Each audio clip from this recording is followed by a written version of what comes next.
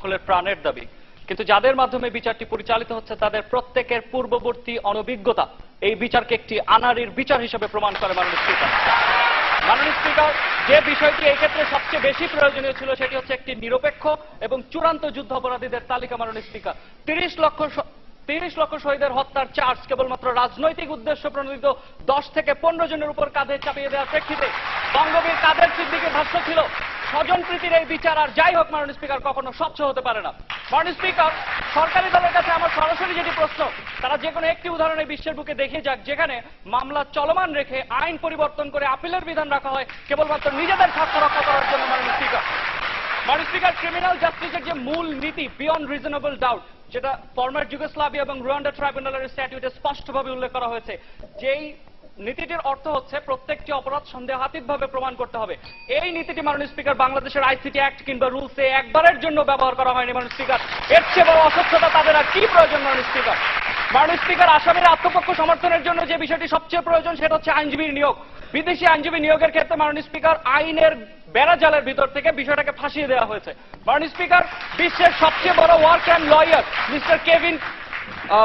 Mister কেভিনকে QC, মাননীয় speaker, তার পাসপোর্ট, তার ভিসা ক্যান্সেল করে এয়ারপোর্ট থেকে পাঠিয়ে দেওয়া হয় কিসের স্বার্থে? সেটা সরকারকে অবশ্যই আজকে পরিষ্কার করে যেতে হবে। মাননীয় স্পিকার, সরকারি দল থেকে একটু আগেই বলে গিয়েছেন যে ওই যে বিচারক সাক্ষ্য গ্রহণ করেছিলেন তিনি রায় প্রদান করেনি।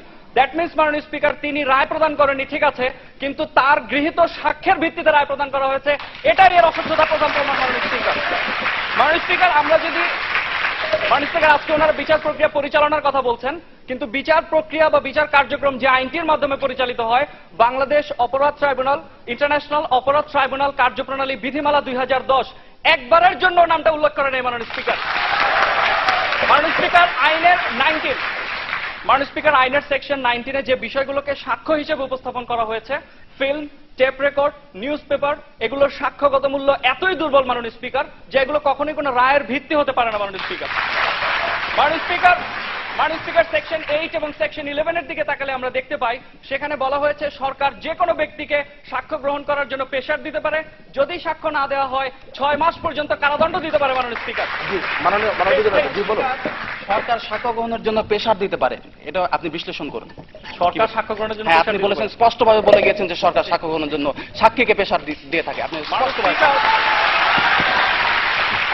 মাননীয় স্পিকার, দি ডেইলি নিউজ স্টার 13 জুলাই 2011 যেখানে প্রকাশ করা হয় সেফ হাউস নামক একটা কেলেঙ্কারির কথা, যেখানে দিনের পর দিন সরকারি সাক্ষীদেরকে রেখে মাননীয় স্পিকার ট্রেনিং দেওয়া হয়েছে।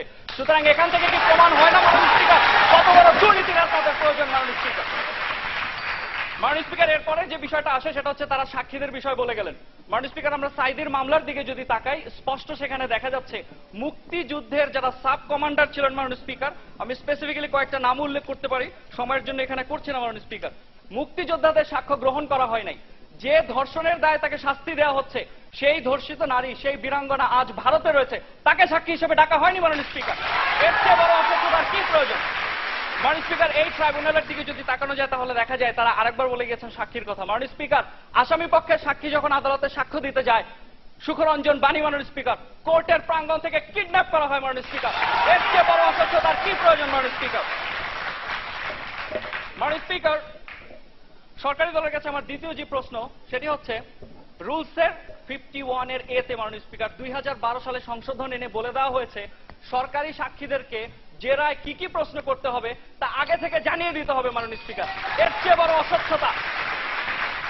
মাননীয় স্পিকার, আমি আরেকটু সময় পেতে 10 থেকে।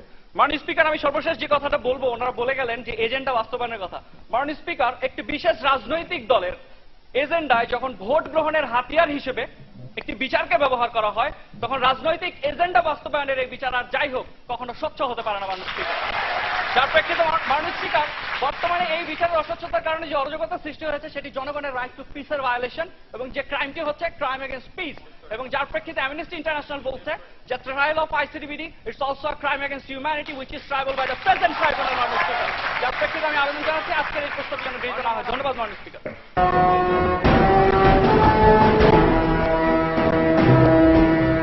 5 বার